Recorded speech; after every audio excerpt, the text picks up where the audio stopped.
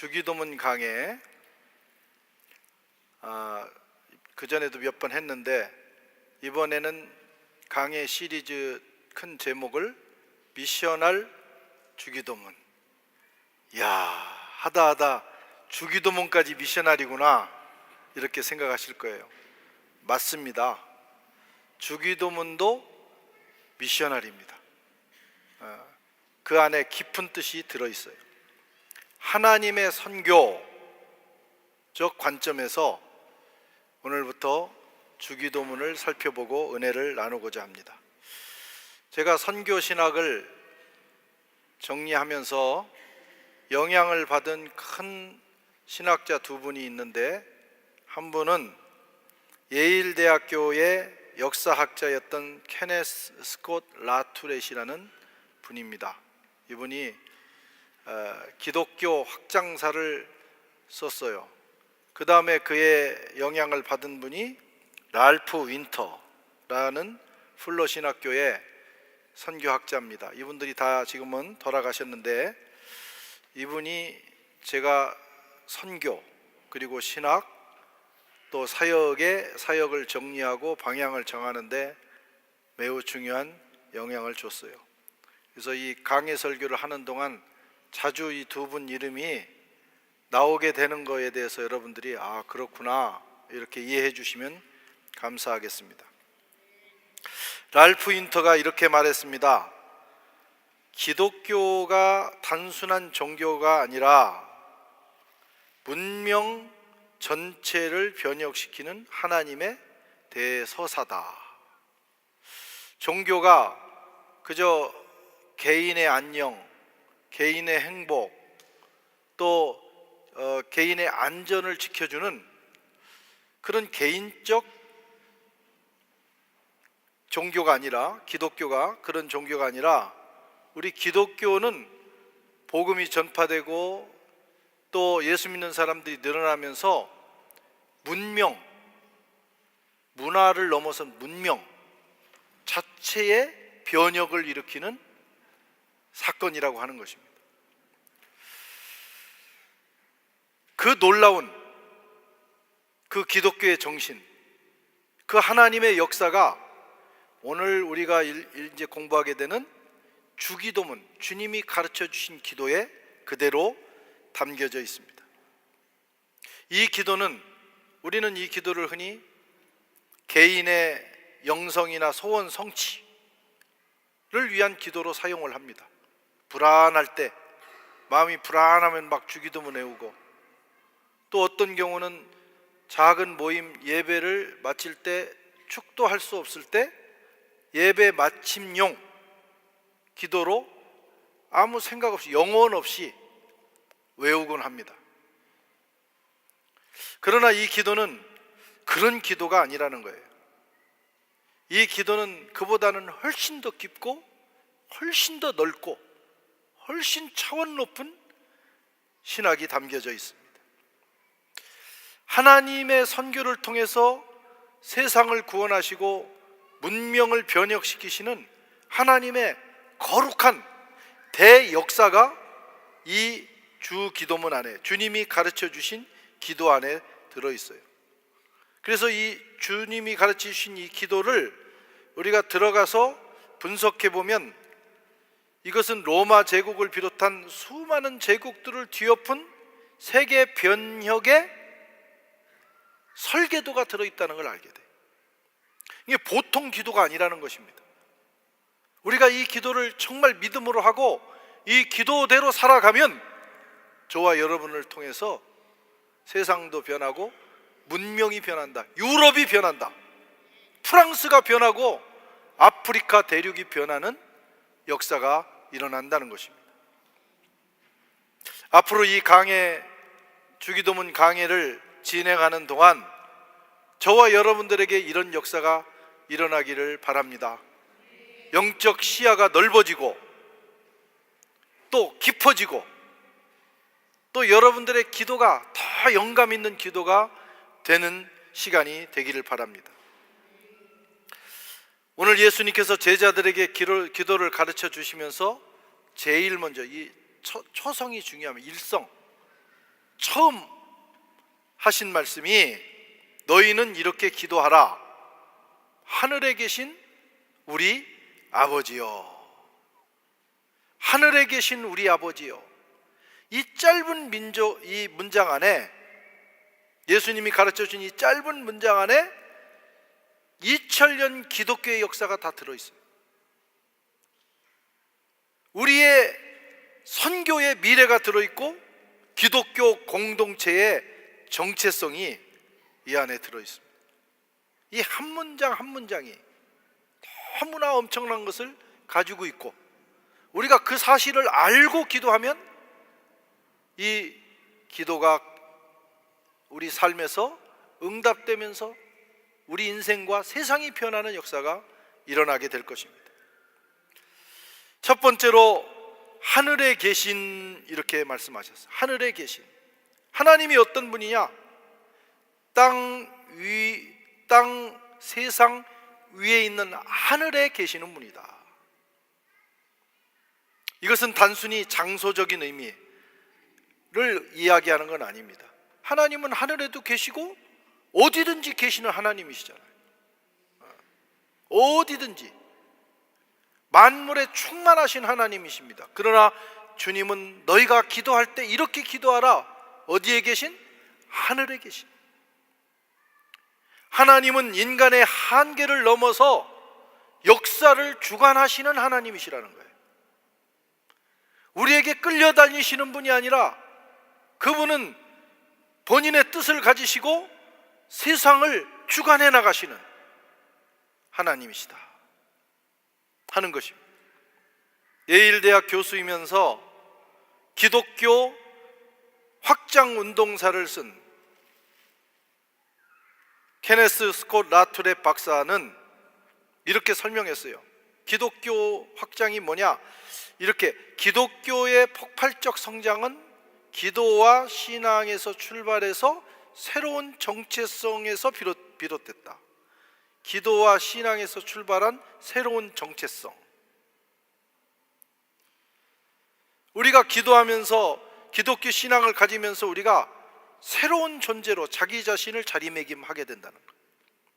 그것이 이루어지면서 폭발적인 기독교의 성장이 이루어졌고, 또 우리의 영향력이, 또 기독교의 영향력이 세상에 펼쳐지게 된 것입니다.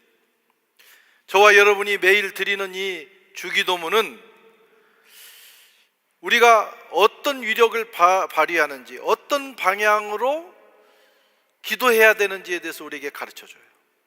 그냥 주문 외우듯이 하지 말라는 것입니다. 이 기도가 가지는 영향력이 어마어마하기 때문입니다.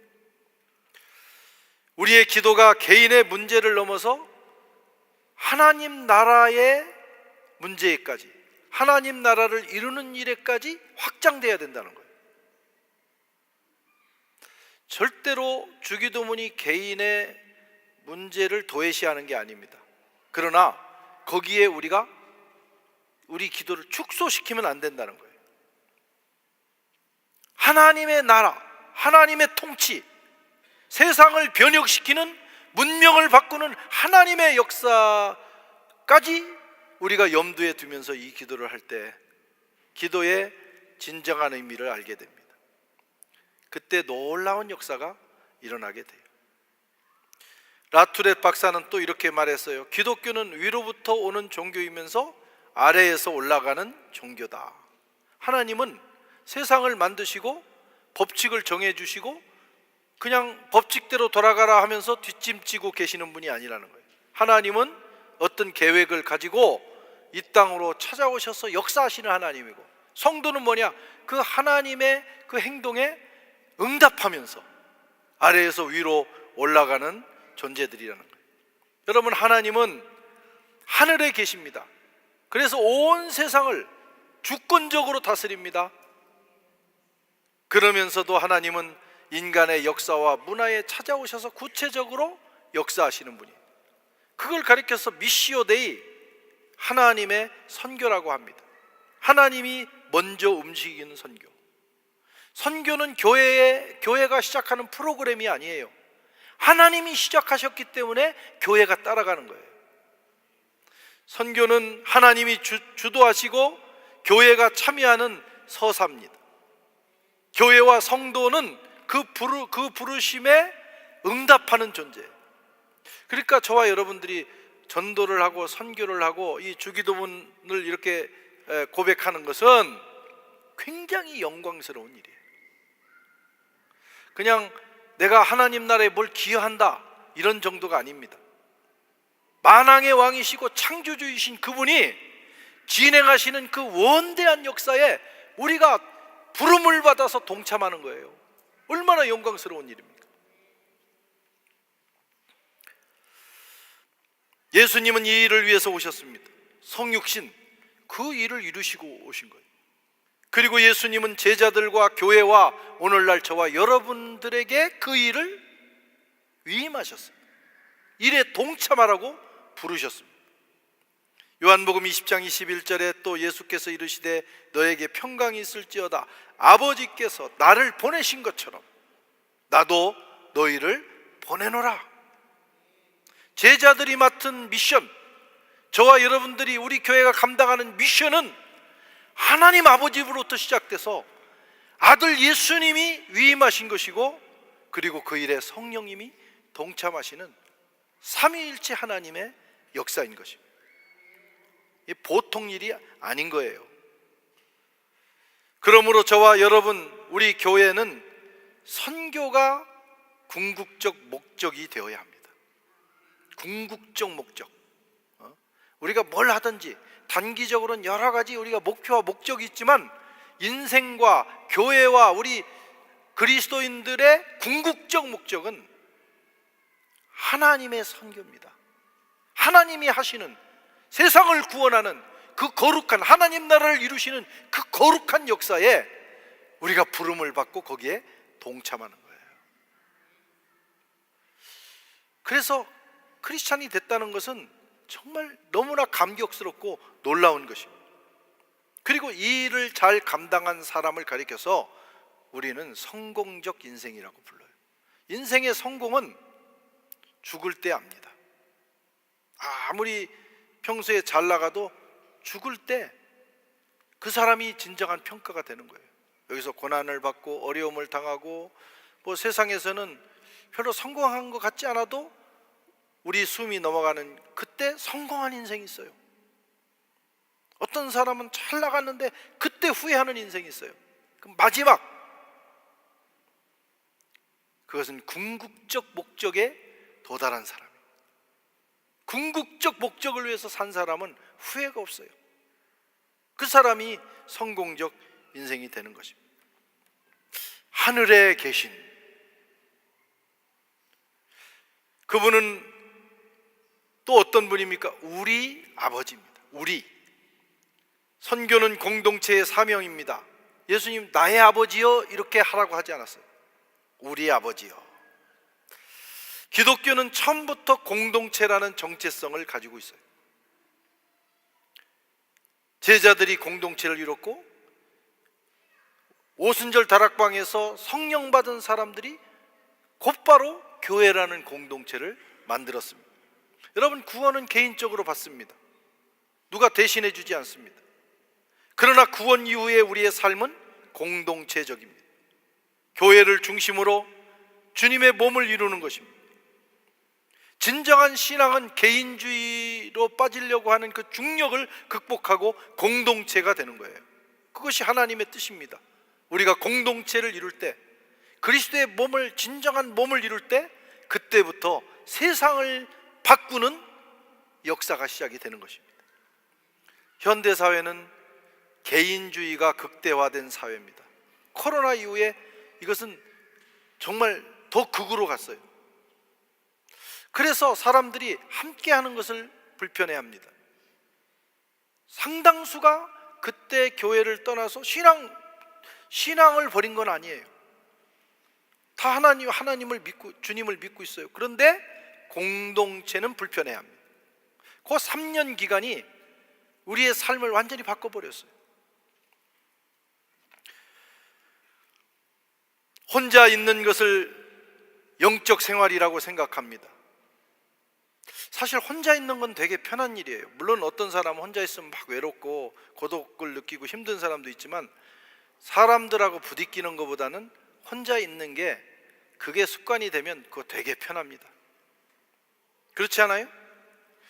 제가 이번에도 지난주에 우리 예장 유럽 선교대회를 다녀왔는데, 다 목회자들이나 선교사님들이잖아요. 만나보면 여러 이제 그동안 일들을 얘기하다가 어떤 분이 그런 얘기를 해요.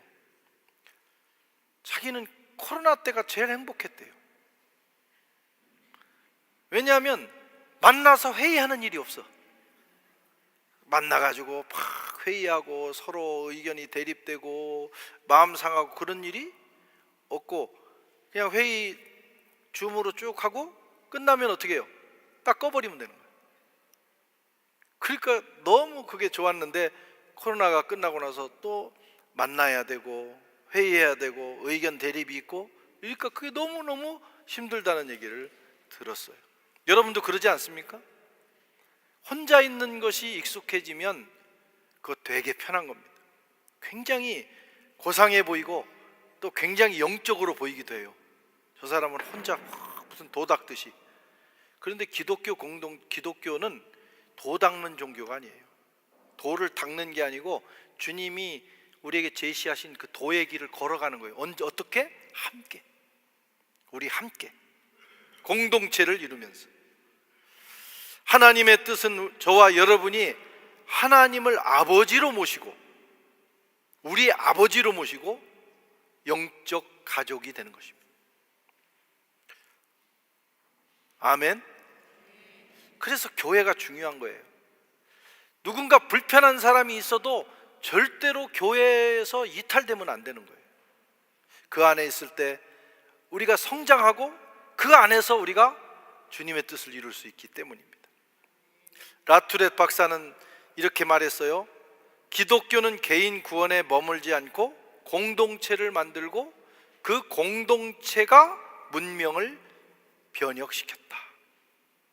한 사람, 탁월한 사람이 세상을 변혁시키는 게 아니고, 기독교의 역사는 함께 공동체가 돼서 생활을 하면서 거기서 나오는 파워로 세상이 변화된다는 것입니다. 저와 여러분이 하늘에 계신 우리 아버지를 부를 때, 우리는 이미 이 땅에서 하나님 나라의 백성이 되고 선교적 공동체가 되고 하나님이 보내신 사람들이 되고, 저와 여러분들을 통해서 세상이 변하게 됩니다. 우리가 여기 함께 모여서 예배하고 구역으로 모이고 청년들이 모이고 이런 모임들이 우리 눈에는 그냥 모이는 것 같지만, 영적으로는 그런 모여서 함께 기도하고 마음을 나누고 주님을 찬양하고 하는 그런 모든 순간들을 통해서 지금 세상에 변화가 오고 있는 거예요. 그걸 여러분들 깨달으시기를 바랍니다. 또한 우리 아버지라는 말은 인종, 계층, 언어를 뛰어넘는 선언입니다. 우리 아버지 할 때, 교회는 이방인과 유대인의 벽을 뛰어넘는 공동체, 그게 교회입니다. 한국인과 프랑스인의 벽을 뛰어넘고, 여러분, 우리가 프랑스에 오래 살지만 우리가 프랑스 사람하고 함께 앉아 있으면 편해요, 안 편해요? 에? 불편해요. 프랑스 사람은 우리 만나면 불편한가, 안 불편할까? 불편합니다. 이 언어가 다르고 문화가 다른 사람을 만난다는 게 힘든 일이에요. 그리고 여기 와서 이 한국 공동체에 와서 예배를 드리는, 오늘 몇 분 계신가 모르겠는데, 이 프랑스 분들은 정말 대단하신 분들이에요. 숫자적으로 벌써 다르잖아요. 1대1로 만나도 불편한데 다수 속에 소수로 와서 예배를 드리는 분들은 진짜 훌륭한 분들. 흑인과 아랍인, 유럽인과 또 아시아인, 이런 벽들을 뛰어넘는 것이 기독교 공동체입니다. 한 아버지를 두고 우리가 되는 것입니다. 형제 자매가 되는 거예요. 그래서 이 기독교 공동체는, 교회라고 하는 것은 매우 혁명적인 조직이에요. 예수님 당시, 아니 근래에 우리나라에 이제 지금 금년에 금년이 한불수교 140주년입니다. 어제 갑자기 한국 우리 교단 신문에서 그 즈음에서 글을 써달라고 해서 선교대에 갔다 와서 어제 밤늦게까지 쓰느라고 이거저거 좀 뒤져봤는데,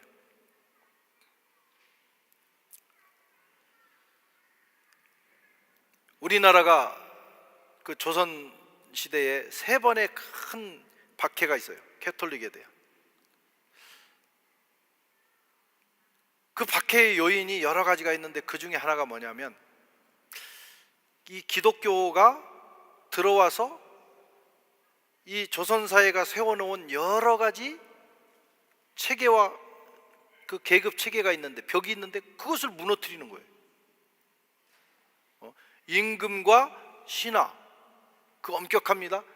부모와 자식, 양반과 상인, 그렇죠?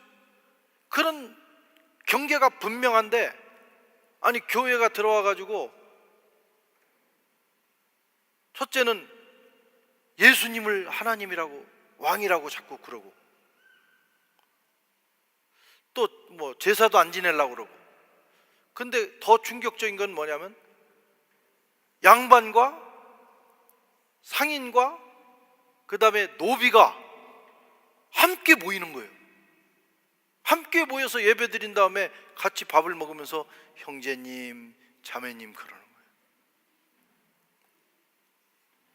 이 조선 사회에서는 이게 충격적인 사건입니다. 그래서 이놈들은 부모도 없고 왕도 없고 질서도 없다. 그래서 대박해를 한 것이죠. 여러분, 기독교 공동체는 그만큼 세상에 충격을 줄 만큼 충격적인, 매우 혁명적인 변혁 공동체입니다. 세상이 만들어 놓은 모든 벽을 무너뜨릴 만큼. 그것이 첫 번째가 뭐냐면, 오늘 이방인과 유대인의 벽을 무너뜨린 거예요. 초대교회 제일 큰 이슈는 사도행전 15장에 나옵니다. 복음을 받고 나가서 이제 복음을 전하는데 이방인들이 예수를 믿는 거예요. 그래가지고 이제 난리가 났습니다. 이방인도 구원 받을 수 있는가? 그래서 논쟁을 하다가 베드로가 또 야고보가, 야 우리가 나가서 복음을 전하다 보니까 이방인들도 예수를 믿더라. 그런데 더 놀라운 것은 우리가 오순절 날에 오순절 마가 다락방에서 받은 그 성령이 그들에게도 임하더라. 그러므로 이제는 이방인도 우리의 형제요 자매가 되었다 하는 선언이에요. 그게 기독교 1차 공회에서 결정한 최초의 결정입니다.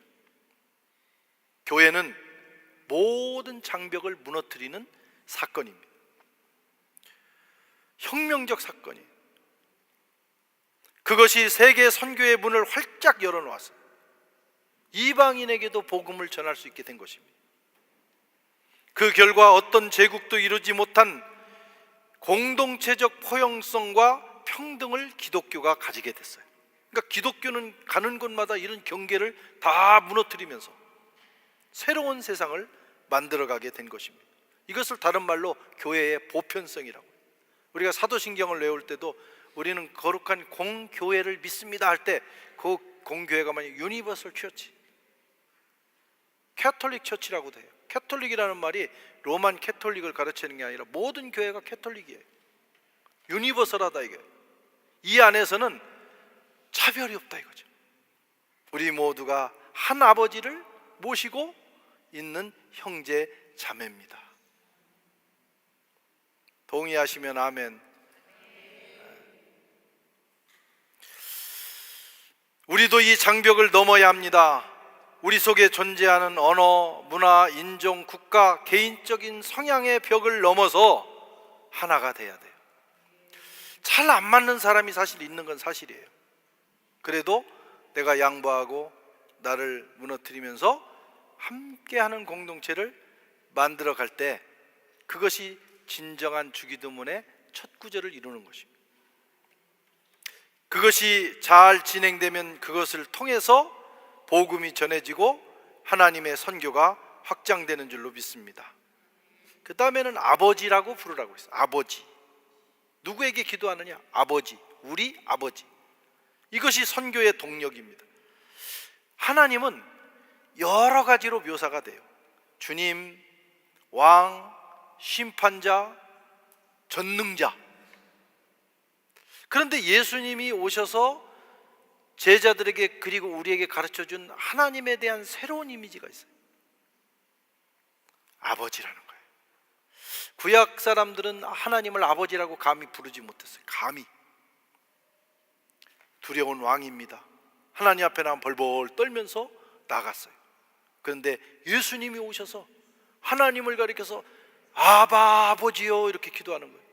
유대인들은 충격을 받는 거예요. 어떻게 사람이 하나님을 아버지라고 하느냐고. 그런데 제자들에게도 이렇게 가르치신 거예요. 너희가 기도할 때 하나님을 아바 아버지라고 불러라. 하늘에 계신 우리 아버지 이렇게 부르라는 거예요. 그것이 기도의 첫 성입니다. 아버지는 관계이고, 아버지는 사랑이고, 아버지는 용서이며, 아버지는 환대입니다. 물론 왜곡된 아버지상이 있어요. 우리가 이 세상 살면서 하나님 아버지가 보여주시는 아버지상이 가장 정상인데, 인간이 죄인이니까 비슷한 아버지가 있지만 대부분 왜곡된 아버지가 있어요. 자식을 막 쥐어 패는 아버지도 있고, 아버지 역할을 못하는 아버지, 막 무서운 아버지, 비겁한 아버지. 옛날 내가 어릴 때 보면 아버지들이 참 신기한 분들 많았어요. 정말 빨리 아버지가 죽었으면 좋겠다. 그런 사람들도 꽤 있었을 거예요. 그러니까 왜곡된 아버지 상입니다. 진정한 아버지는 뭐냐면 혈연 관계, 끊을 수 없는, 그러면서 사랑하고 용서하고 환대하는 아버지입니다. 예수님은 탕자의 비유를 통해서 하나님을 아버지로 소개했어요. 둘째 아들이 어느 날 와가지고 내 몫을 주세요 그러잖아요. 물론 법적으로는 자기 몫이 있겠지. 근데 쥐가 한 게 뭐가 있어? 그 아버지가 그 재산을 일구는데 맨날 얻어먹기만, 빨대 꽂고 얻어먹기만 한 거지 자식이 뭘 했냐고. 그런데 자기 몫을 챙기는 거예요. 그 아버지가 다 줬어요. 두말 하지 않고 주는 게 아버지입니다. 물론 요즘은 주면 안 된다고 합니다. 요즘은 이제 저도 나이가 들었는지 노후를 어떻게 살 것인가, 유튜브를 가끔 알고리즘이 이제 뜨면서 이렇게 오면 노후의 제일 큰 리스크 중에 하나가 자식 리스크래요. 자식 리스크. 한국 부모들이 마음이 열어가지고 자식이 달라고 하면 다 주는 거예요. 그 자식이 내가 정말 아버지 모시고 어머니 아버지 이것만 주시면 내가 모시고 한다고 하지만 그거 한 달 못 넘어요. 조금 지나고 나면 소식을 끊고 연락을 하면 속된 말로 쌩 깐다고 그러잖아요. 아버지 오히려 더 불편해요, 아버지를. 그래서 요즘 교훈은 절대 주지 마라, 죽을 때까지. 그게 이제 자기의 그 노후를 유지하기 위한 몸부림입니다. 근데 사실은 아버지는, 주님이 보여주신 아버지는 그런 줄 다 알고도 주는 아버지. 아버지가 왜 몰랐겠어요? 그 아들이 가서 그 가산 탕진할 줄 다 줬어요. 그리고 그 아들을 기다립니다. 다 까먹고 허랑방탕하고, 그 자식이 뭐가 이쁘겠어요? 그런데 아버지는 기다려. 어느 날 돼지우리에서 굴르다가 더 이상 못 견뎌 아버지 앞으로 돌아오는 자식이 저 먼데, 성경은 상거가 서로 거리가 멀어, 아무도 몰라봐. 그런데 그 아버지는 벌써 눈치채고 버선발로 뛰어나가는 거예요. 그리고 과거를 한마디도 묻지 않습니다. 따지지도 않습니다. 그냥 끌어안습니다. 렘브란트가 그린 탕자 그림 보면 어머니 손이 있고 아버지 손이 있어요. 모든 사랑을 다해서 그 아들을 끌어안고 가락지를 끼워주고 살진 송아지를 잡고 잔치를 베풀고 모든 지위를 회복시켜줍니다. 속도 없는 아버지, 그게 하나님께서, 예수님께서 우리에게 보여주신 아버지 상이에요. 그 아버지께 기도하라는 거예요. 그것이 복음입니다. 랄프 윈터는 기독교 문명 운동의 핵심이 이것이라고 말씀했어요. 하나님의 부르심은 한 문명을 넘어 대대로 이어지는 하나님 아버지의 사랑 운동이다. 아버지의 사랑은 묻지도 따지지도 않고 계산하지도 않고, 그래서 이 탕자의 비유를 사실은 탕자가 아니라 탕부입니다. 탕자가 뭐냐면 규모 없이 재산을 허비하는 사람을 탕자라고 한 거예요. 여기 사실 아들도 허비했지만 아버지가 허비하고 있어요. 그래서 탕부, 하나님이 탕부예요. 재산을 제대로 쓰셔야 되는데 그 아들을 위해서 막 낭비에 가까울 정도로 쓰는 거예요. 그게 주님이 우리에게 보여주신 하늘 아버지입니다. 사실은 그것이 우리에게 소망이에요. 저와 여러분들이 하나님, 우리 아버지가 우리 삶을 날마다 파악하시고 그 계산하시고 따지신다면 어떻게 살겠어요? 그런데 하나님은 모든 걸 포용해 주시는, 알면서도 쏟아주시는 하나님. 기독교 문명은 힘으로 확장되는 것이 아닙니다. 이 무한하신 하나님의 사랑의 능력으로 확장되는 것입니다. 지금까지 기독교는 그렇게 왔어요. 그런데 기독교가 왜곡될 때가 있었어요. 중세, 오늘날도 막 큰 무슨 힘을 가진 대형 그런 교회가 되면 왜곡될 가능성이 있어요. 힘을 가지면 힘이 모든 걸 할 수 있는 것처럼 착각하게 됩니다. 그러나 진정한 기독교는 하나님의 무한하신 사랑이 확장되면서 부흥하게 되는 것입니다. 저와 여러분들이 이 무한하신 하나님의 사랑을 충만하게 받고 감격하여 살면서 그것을 이웃에게 흘러보낼 때 세상은 변화를 경험하게 됩니다. 이 시대는 아버지를 잃은 시대입니다. 세속주의와 고립, 극도의 개인주의와 그로 인한 외로움에 시달리는 시대입니다. 우리에게는 아버지의 사랑이 필요합니다. 이런 것들 세속주의, 고립, 개인주의, 외로움, 우울증 다 얘기하지만 아버지의 사랑이 물부터 부어지면 다 눈녹듯이 녹아버리는 거예요. 아버지의 용서와 하늘 아버지의 환대가 우리에게는 절실하게 필요합니다. 오늘부터 주기도문을 다시 여러분 읽으시고 기도하시기 바랍니다. 하늘에 계신 우리 아버지여, 이렇게 기도하면서 우리와 함께 공동체를 회복하고 세상에 그 무한하신 아버지의 사랑을 흘러보내면서 세상을 새롭게 하시는 하나님의 선교에 동참하시는 저희와 여러분들 되시기를 주의 이름으로 축원합니다.